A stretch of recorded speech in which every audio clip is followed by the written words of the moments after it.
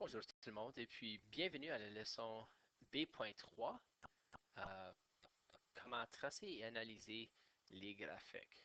Alors, encore une fois, cette leçon va être divisée en deux parties. La première partie va être sur comment analyser un graphique qui représente une relation. Euh, et après ça, on va voir la deuxième partie qui est comment tracer le graphique. OK? Un peu de vocabulaire. Pour commencer, l'axe horizontal, si on pense à l'horizon, euh, c'est une ligne plate, disons. OK? Et c'est justement ça, c'est l'axe au fond du graphique. OK? Donc ici, on a l'axe horizontal. OK? Ça, c'est l'axe horizontal. Et puis ça ici, c'est l'axe vertical d'un graphique. OK? Donc l'axe horizontal, c'est l'axe au fond du graphique, celui qui passe de gauche à droite. L'axe vertical, c'est l'axe sur le côté gauche qui monte le graphique. OK, ça monte, c'est vertical. Une coordonnée, c'est quoi ça? C'est chaque nombre d'une paire ordonnée qui détermine sa position dans un graphique ou un plan cartésien. OK? Donc ici, on peut dire que les coordonnées de ce point ici, spécifiquement, les coordonnées de ce point, c'est 8 et 20. 8, 20. OK? Le temps, oh, excuse, I guess ce serait 10, 20. 10, 20. Le temps est égal à, on trace une petite ligne pointillée ici, ça descend à 10, et puis la variable dépendante est égale à 20, quand la variable indépendante est égale à 10. C'est une coordonnée dans le graphique.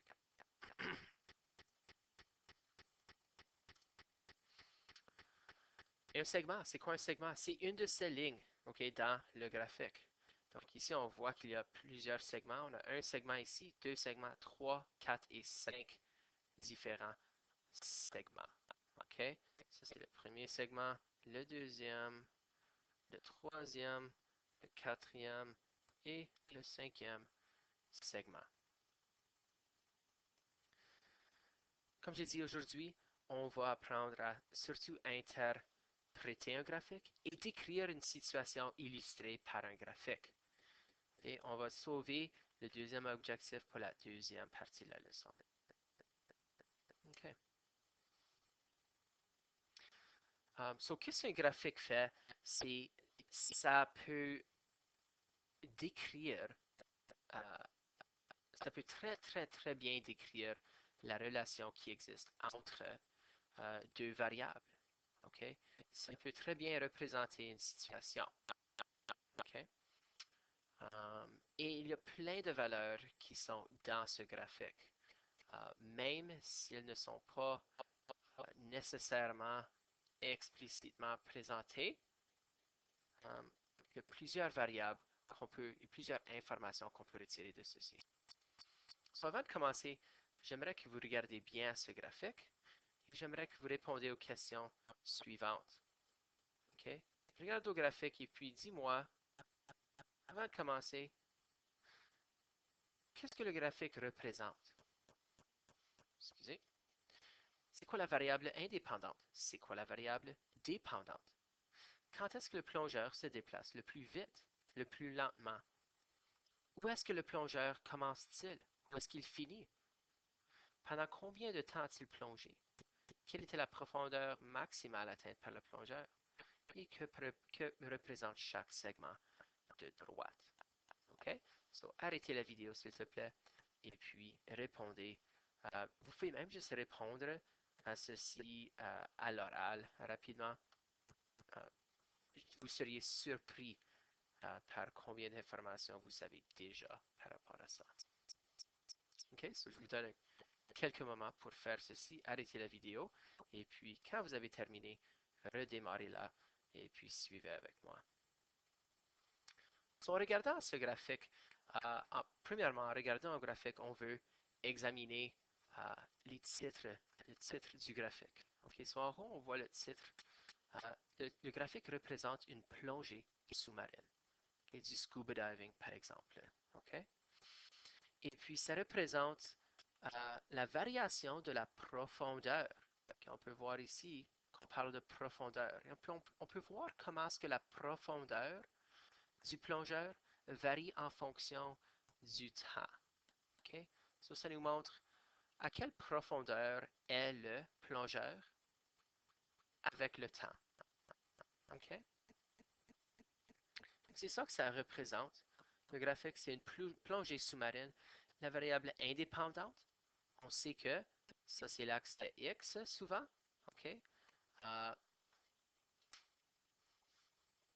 que c'est l'axe horizontal, la variable indépendante.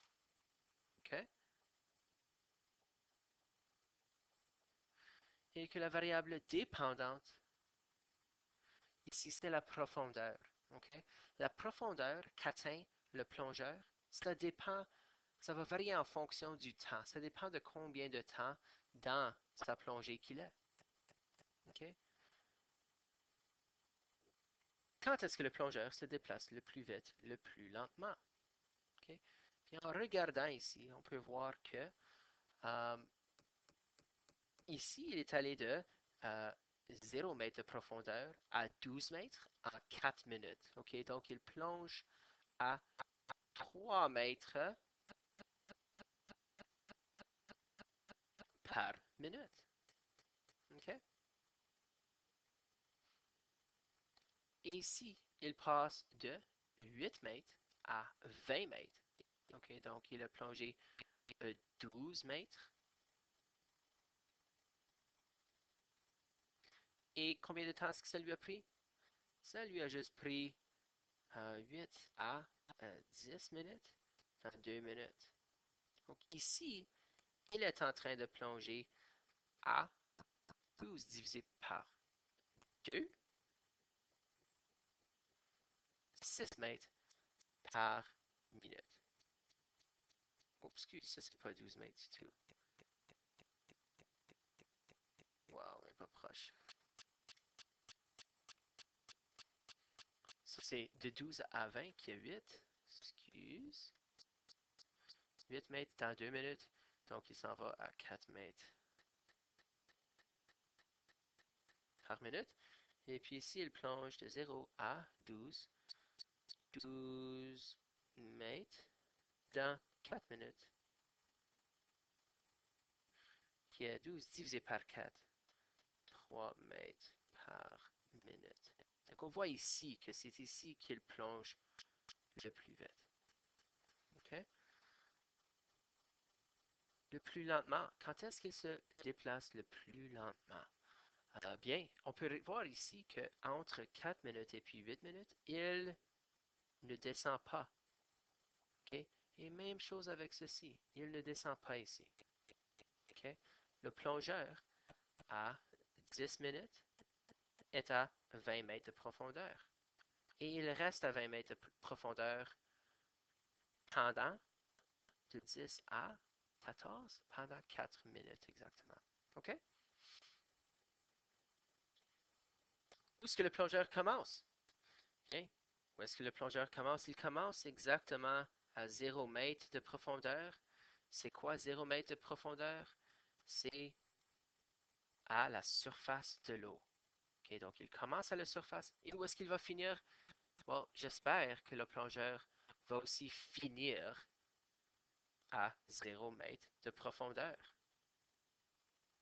Autrement, bien, il va rester au fond de l'eau et puis c'est probablement pas très bien pour sa santé. Et que représente chaque segment de droite? Okay, c'est ça la question euh, qu'on cherche ici. C'est comment est-ce qu'on peut, quelle histoire est-ce que ce graphique ici représente? Okay? Qu'est-ce que ça représente, ce graphique? Qu'est-ce que ça représente chaque segment? OK? Donc, on peut voir que chaque segment ici, chaque ligne représente un certain type de mouvement, n'est-ce pas? Donc ici, il plonge à une vitesse constante. Okay? Il reste à la même profondeur. Il plonge encore plus loin. Il reste à la même profondeur. Et ensuite, il remonte lentement vers la surface. OK?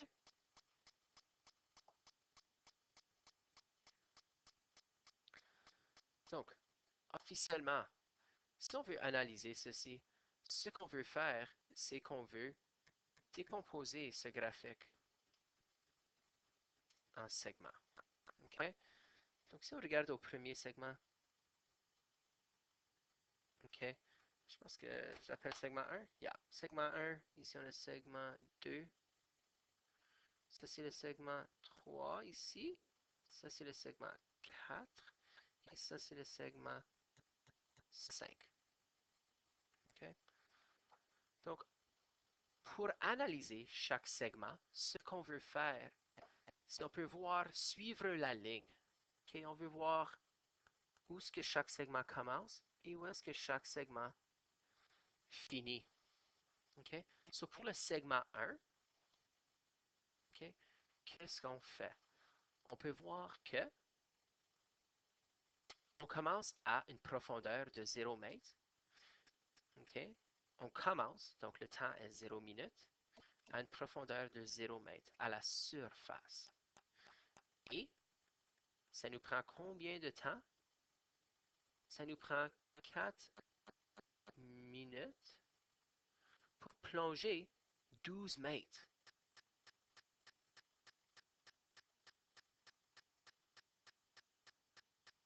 Okay?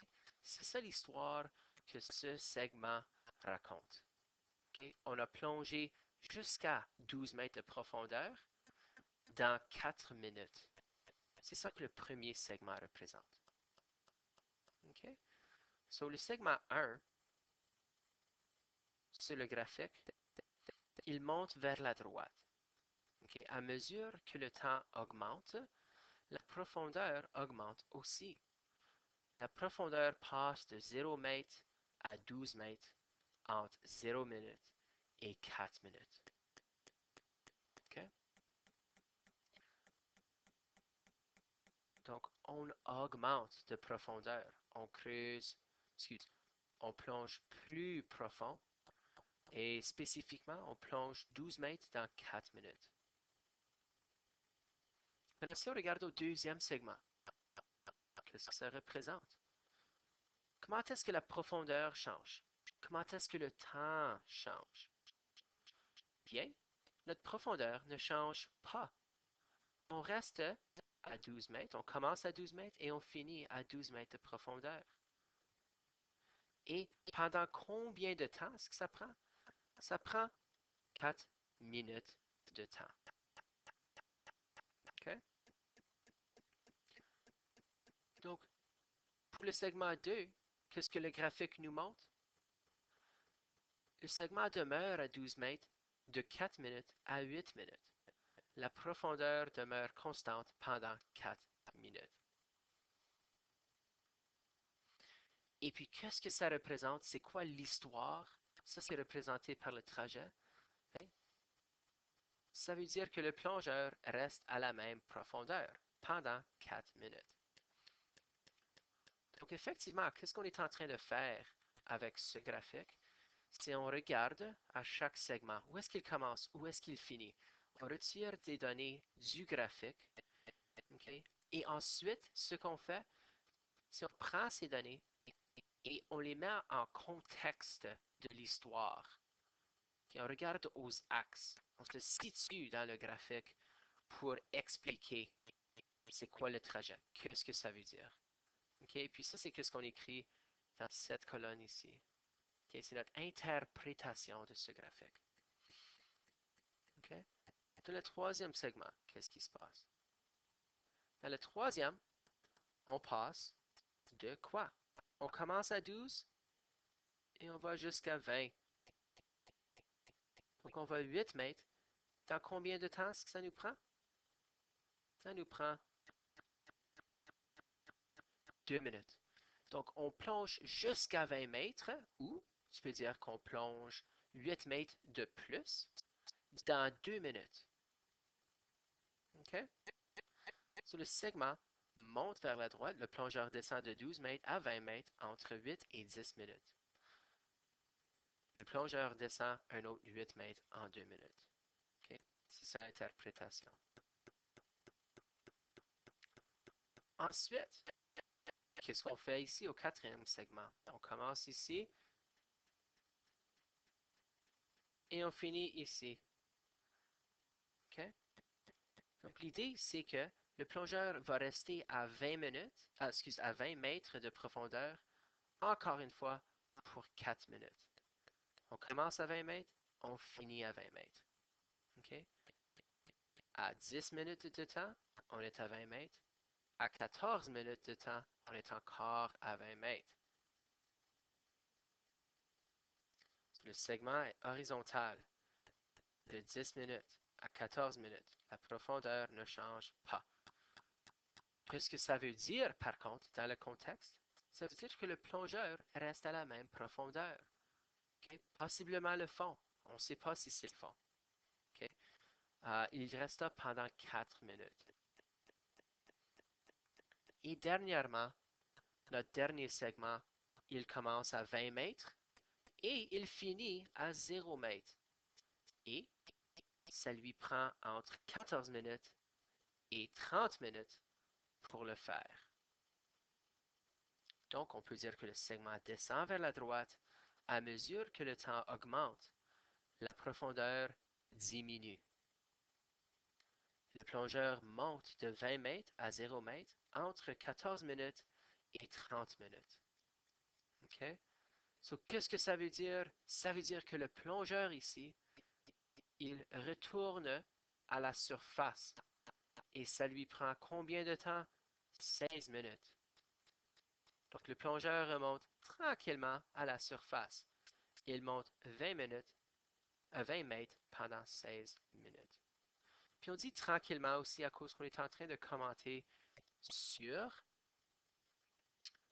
comment à pic est le segment. Okay? On commente sur la pente du segment. Okay? Il remonte lentement. Okay? C'est pas complètement horizontal, évidemment, mais c'est pas aussi à pic que ici et puis ici. So, si on veut comparer les segments, on peut dire que 1 et 3, on est en train d'augmenter de profondeur. 2 et 4, on reste à la même profondeur. Et puis 5, on remonte vers la surface. Okay? On va dans la direction opposée. Okay? Notre profondeur, elle diminue avec le temps dans ce segment.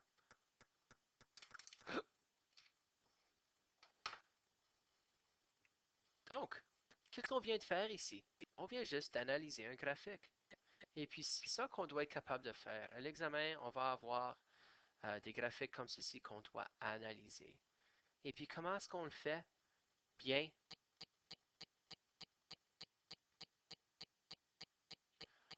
on doit regarder au titre du graphique. Okay? On regarde au titre, on regarde aux axes du graphique. OK? Faut absolument regarder aux axes. La profondeur, ça nous raconte tellement à propos de ce graphique. OK? En fonction du temps. On ne peut pas oublier non plus les unités. OK? La profondeur est mesurée en mètres et le temps est mesuré en minutes. OK? So, regarde premièrement aux axes et le titre.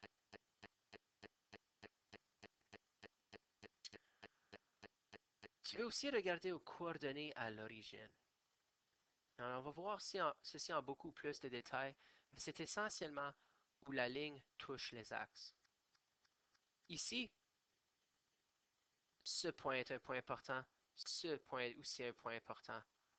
OK? Là où les lignes touchent les axes, qu'est-ce que ça représente ça? Bien, ça représente quand le plongeur est à la surface. OK? Donc, il commence à la surface, il va aussi finir à la surface. OK? Et puis, il a plongé combien de temps? Il a plongé pendant exactement 30 minutes.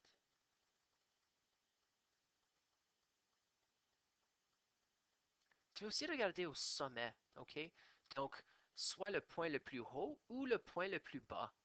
Dans ce cas, on a un sommet ici à 20 mètres. OK? Donc, on peut possiblement penser que, hey, peut-être 20 mètres, c'est la profondeur maximale de la plongée. OK? Peut-être que le fond est à 20 mètres. OK?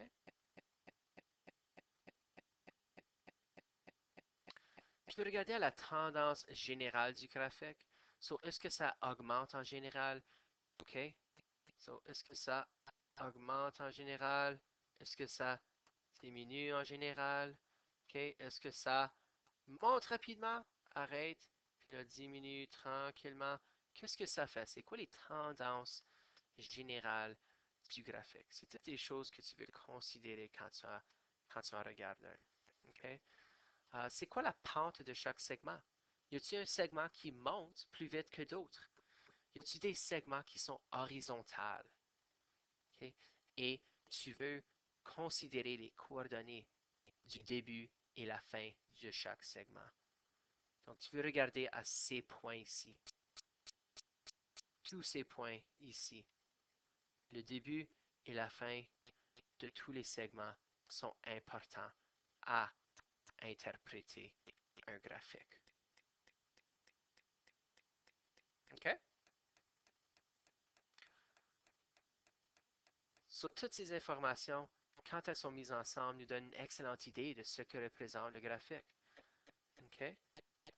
Il faut absolument, à l'aide de ceci, donner un contexte au graphique lorsqu'on l'explique. Okay?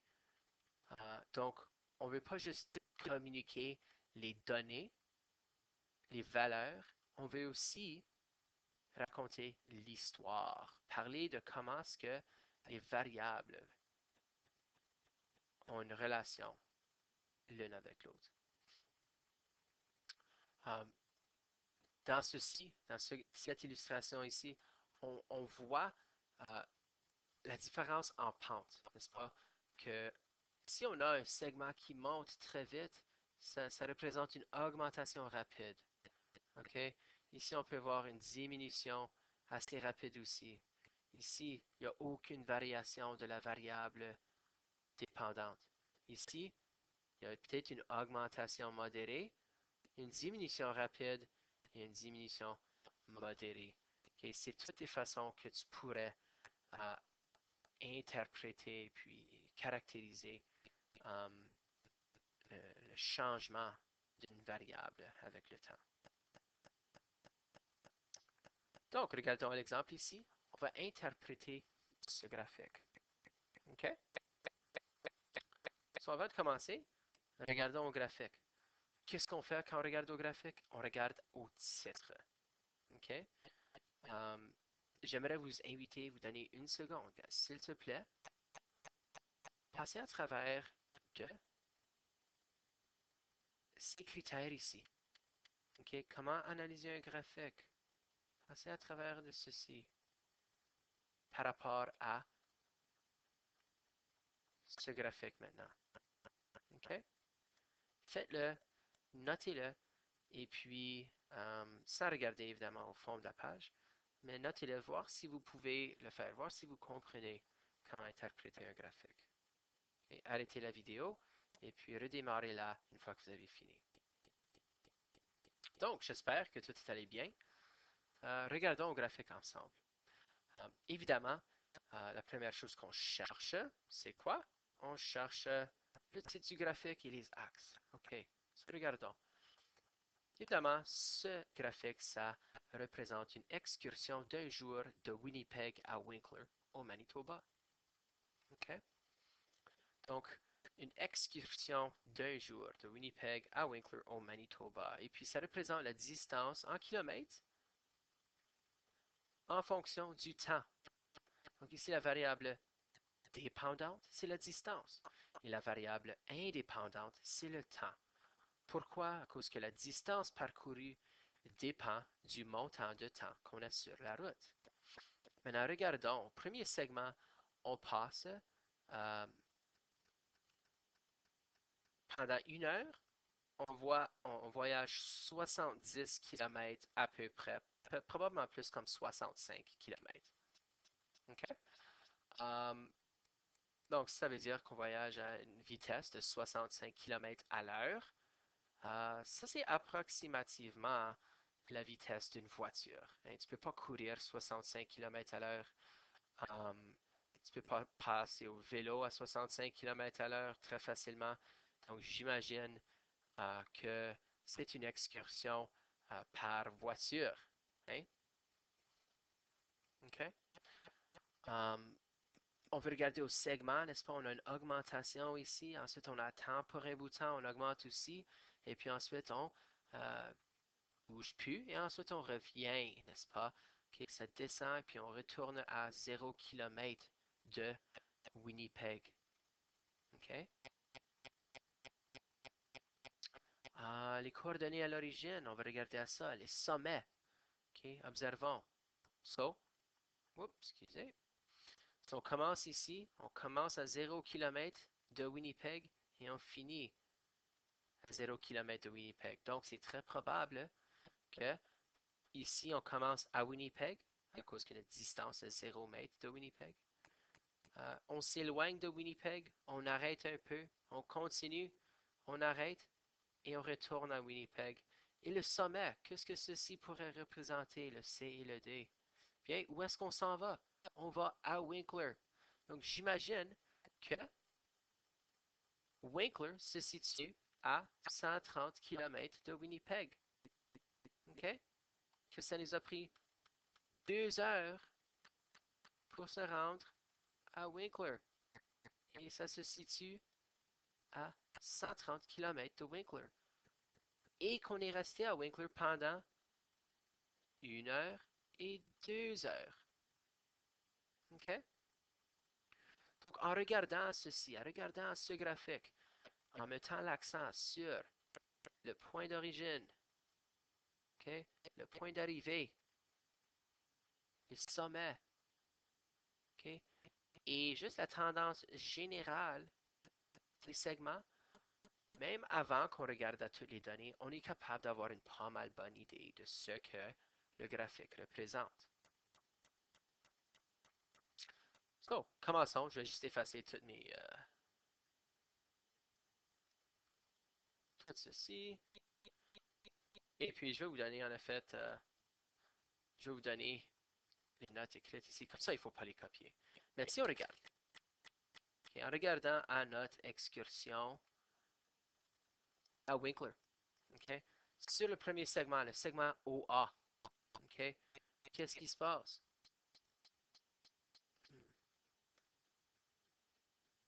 Excusez. There you go. Qu'est-ce qui se passe? Bien, le segment OA, il commence à 0 mètres, n'est-ce pas? Et puis, il termine à peu près 65 mètres. On parcourt 65 km de distance dans 1 heure. Okay? C'est ça que le segment fait. Il monte vers la droite. Notre distance par rapport à Winnipeg augmente. Okay? So, le segment monte vers la droite. À mesure que le temps augmente, la distance par rapport à Winnipeg augmente. La distance augmente de 0 à environ 65 km entre 0 et 1 heure. Okay? Donc, au cours de la première heure, la voiture quitte Winnipeg et parcourt environ 65 km en direction de Winkler. Okay? C'est ça notre interprétation du segment. Encore une fois, on prend les données numériques qu'on retire et puis on les interprète. Okay? On va de 0 à 65. Son départ, on part de Winnipeg et on va en direction de Winkler. Okay? Et on arrête à peu près 65 km de Winnipeg. Okay? Si on regarde au segment AB, on reste à 65 pendant à peu près la moitié d'une demi-heure. Donc, à peu près 15 minutes. OK? Donc, qu'est-ce que le graphique nous dit? Ça nous dit que le segment est horizontal à mesure que le temps augmente. La distance reste le même. de 1 heure à 1 heure et quart. Okay? Donc, qu'est-ce que ça veut dire? Ça veut dire que la voiture s'arrête environ 15 minutes. 15 minutes, peut-être sont allés chercher de l'essence. Okay? Peut-être sont entrés à quelque part chercher un café, okay? Ou une collation quelconque. On ne sait pas. Pour le segment BC, B à C, qu'est-ce qui se passe? Ben, on part en direction de Winkler encore une fois. OK, on va de 65 à autour de 130 km. Okay? Entre 1 heure et quart et 2 heures. Donc, qu'est-ce que ça veut dire? Ça veut dire qu'on a parcouru environ 65 km en direction de Winkler pendant 45 minutes. CD maintenant. Qu'est-ce qu'on fait? Ben, on est à 130 ici et on reste à 130. Le segment est horizontal. OK? Donc, on ne part pas plus loin. OK? On reste à la même place. Pendant combien de temps? Pendant 1 heure, 2 heures de temps. OK? Donc, le segment nous dit qu'il est horizontal. À mesure que le temps augmente, la distance reste le même entre 2 heures et 4 heures. Mais qu'est-ce que ça veut dire? Ça veut dire qu'au point C, la voiture a parcouru 130 km et elle est arrivée à Winkler. Okay? Elle arrête à Winkler pendant 2 heures de temps. Donc, on sort de la voiture, on marche autour, on visite Winkler, le beau village de Winkler, et puis c'est étrange, j'ai aucune idée comment est-ce que cette fenêtre s'est ouverte. En tout cas, weird. OK. Et on est à Winkler euh, pendant 2 heures. Prochain. Hmm. Qu'est-ce qui se passe avec mon ordinateur? Tu m'appelles? Pas pire, OK. Continuons. Dernièrement, le segment DE. Qu'est-ce qui se passe à DE? Entre D et E, OK, on commence à 130 km. Et qu'est-ce qui arrive? Notre distance par rapport à Winnipeg diminue. Donc, quand on commence, on est à 130 km de Winnipeg, n'est-ce pas? 130 km de Winnipeg à 4 heures de temps. Et quand on finit, on est à 0 km de Winnipeg à 6 heures de temps. So, le segment descend vers la droite. À mesure que le temps augmente, la distance de Winnipeg diminue. La distance diminue de 130 à 0 km entre 4 et 6 heures. So, qu'est-ce que ça veut dire maintenant? Ça veut dire que la voiture retourne à Winnipeg. On revient à Winnipeg. Combien de temps ça nous a pris revenir? Ça nous a pris 2 heures. Est-ce qu'on est arrêté en ce temps? Non, on est allé directement.